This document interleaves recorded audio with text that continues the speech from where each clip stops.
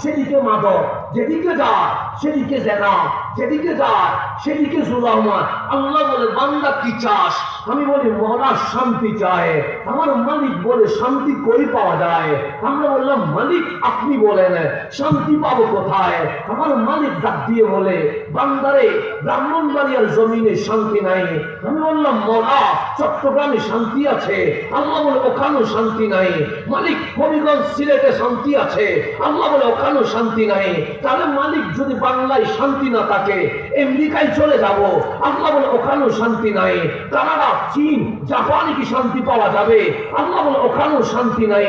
আমরা বললাম মালিক শান্তি যদি না থাকে যাব কোথায়? আমার আল্লাহ কোরআনে ডাক দিয়ে বলছে হুয়াল্লাযী আনজালাস সাকিনা। বান্দা শান্তি আমি জমিনে রাখি নাই, শান্তি আমি মাওলা আমার কুদরতি হাতে রেখে দিয়েছি। শান্তি কি জমিনে না আল্লাহর হাতে? আল্লাহর হাতে। আল্লাহর হাতে। তো মালিক শান্তি পাবো কই?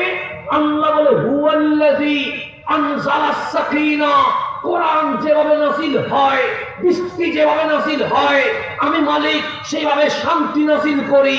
তা আপনারা দেখেছেন বৃষ্টি যখন পড়ে সেটা পাহাড়েও পড়ে, বৃষ্টি যখন পড়ে সেটা পুকুরেও পড়ে, বৃষ্টি যখন পড়ে সেটা জমিনেও পড়ে, বৃষ্টি যখন পড়ে সেটা ফুল বাগানেও পড়ে, বৃষ্টি যখন পড়ে সেটা ডাস্টবিনেও পড়ে। আমরা বললাম মালিক আমরা যখন বৃষ্টির দিকে তাকাই বৃষ্টি বৈষম্য করে না, জমিনেও পড়ে, পানিতেও পড়ে, ফুল বাগানেও পড়ে, ডাস্টবিনেও পড়ে। তা আপনি যে বলছেন হুয়াল্লাযী আনজালাস সাকিনা, আপনি শান্তি নাযিল করেন, শান্তি কোথায় পড়ে? আল্লাহ বলে জমিনে পড়ে না, পাহাড়ে পড়ে না, ফুল বাগানে পড়ে না, ডাস্টবিনে পড়ে না। তো মালিক পড়ে কোথায়? আল্লাহ বলে ফি কুলুবিল মুমিনিন। আগে দেখো বুকে ঈমান আছে কিনা। যার বুকে ঈমান আছে আমি আল্লাহ তার বুকে শান্তি নাযিল করে থাকি।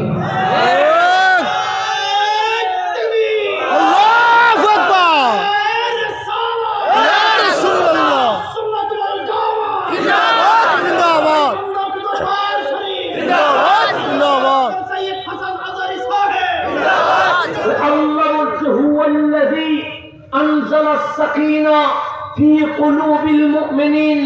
আগে ঈমান আছে কিনা সেটা দেখতে হবে। যার কলবে ঈমান আল্লাহ বলে তার কলবে শান্তি নাযিল হয়। এখন আমরা টুপি দিলাম, এটার নাম কি ঈমান। আমরা দাড়ি রাখলাম, এটার নাম কি ঈমান। আমরা পাঞ্জাবি পরলাম, এটার নাম কি ঈমান। আমরা তাকবীর দিলাম, এটার নাম কি ঈমান।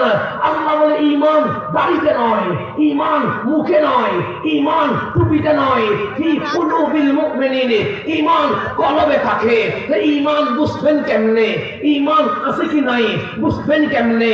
আযান দিলে আমরা বুঝি মুসলমান, ইকামত দিলে আমরা বুঝি মুসলমান, নামাজ পড়লে আমরা বুঝি মুসলমান, রোজা রাখলে আমরা বুঝি মুসলমান, হজ করলে আমরা বুঝি মুসলমান, জিকির করলে আমরা বলি মুসলমান, কোরআন পড়লে আমরা বলি মুসলমান।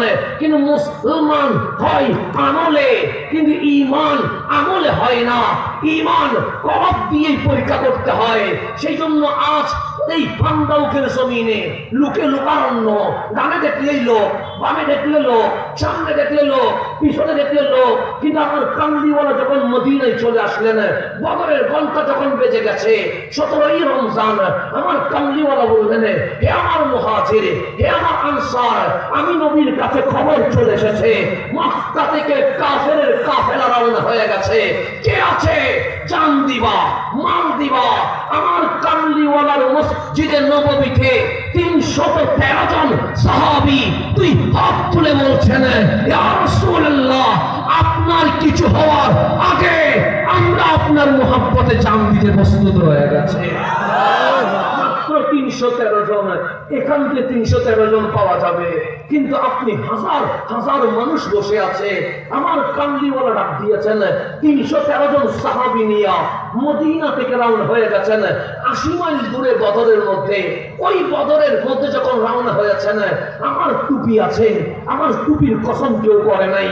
আমার চেহারা আছে, আমার চেহারার কসম কেউ করে নাই। আমার কাপড় আছে, আমার কাপড়ের কসম কেউ করে নাই। আমরা বলি আল্লাহ আল্লাহর কসম, আমরা বলি আল্লাহর ইজ্জতের কসম, আমরা বলি মালিকের কসম। সেই মালিক বলছে ওয়াল আদিয়াতি দাবাহা। যখন কামলিওয়ালা ঘোড়ার উপর উঠে গেছে, যখন কামলিওয়ালার সাহাবী ঘোড়ার উপর উঠে গেছে, ওই ঘোড়া যখন বদরের দিকে রওনা হয়েছে, আমার মালিক বলছে ওয়াল আদিয়াতি দাবাহা।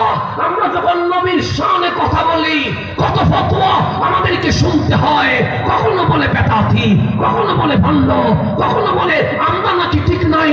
আরে আমার আল্লাহ বলছেন হাবিব আপনার কসম নয়, হাবিব আপনার দাড়ির কসম নয়, হাবিব আপনার চেহারার কসম নয়, ওয়াল আদিয়াতি দাবাহা। হাবিব ওই গোড়ার কসম, যে গোড়ার পিঠ আপনি নবীকে বহন করে নিয়েছেন।